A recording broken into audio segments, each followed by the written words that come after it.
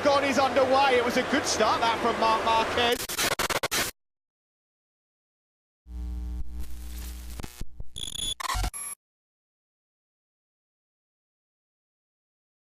Marc Marquez. There comes Jack Miller up the inside of Quartararo. He didn't see that one coming. Miller up into second now. Oh, it's Morbidelli rings further down at turn number 12.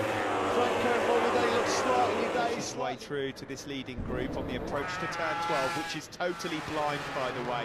You're braking before you even head into it. He's come from a long way back there. That's slightly ambitious for Alex Rins, I have to say.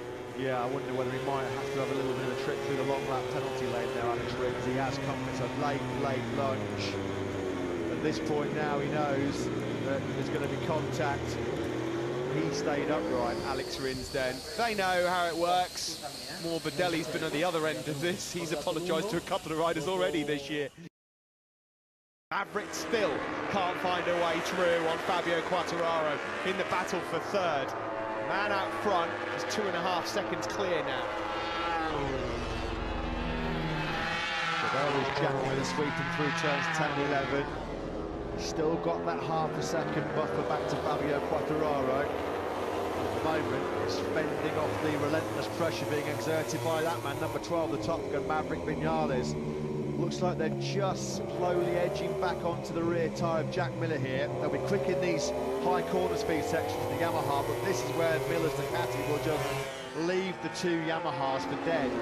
Viñales has finally found a way through on Quartararo, and straight away he's been able to get the Frenchman. He's got the job done, nicely done. On the brakes at the end of the back straight into turn number 16.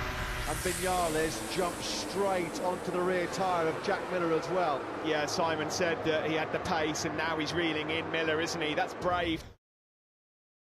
What can Viñales do about Jack Miller now? Just racing himself from the stopwatch now, isn't he, Marc Marquez? Look at the time that Viñales made up on the brakes going into the reverse corkscrew. Viñales will know, though. He said by far the weakest part of the circuit. Look at the corner speed for Viñales through turns 10 and 11. He's got fantastic edge grip. He has just blitzed away from Fabio Quartararo. The problem he knows, though, is he's not going to be able to slipstream Miller. The Ducati will out-drag him down this long back straight. So he's got to pick his moment here, Maverick Viñales. Well, let's just see what the speed difference is now then as we flick it left onto the back straight with Maverick Viñales. Watch that Ducati ping away into the distance. Can Maverick get anywhere near him?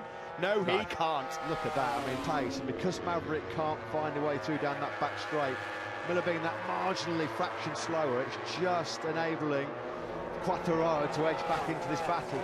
Maverick thinking about a move up in fact, they're all being brought back into this one.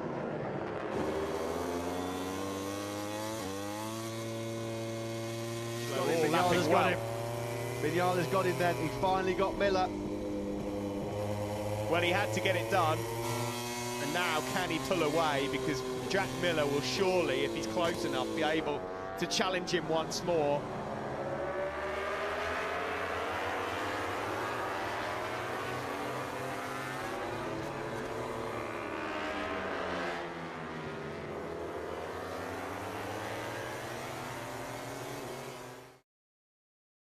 Yamaha looking a little bit pensive here, and that's because Dovizioso has reeled in Maverick Viñales on the last half a lap. Yeah, Dovizioso has asked big questions of Jack Miller at the moment. The Aussie can't quite respond, and here comes Dovizioso winding up for a late attack on Maverick Viñales. And he knows, Matt, he doesn't have to do anything silly into these flip-flops and changes of direction. If he can just get close enough to ping it out of turn 15. And Maverick will hear him. He'll know that the Ducati's coming, and more disheartening, he'll know that there's absolutely nothing he can do about it. You can see how hard Viñales is pushing there, trying to get any kind of advantage out of turn number 15. He was nearly on the floor. Look at this. That's embarrassing.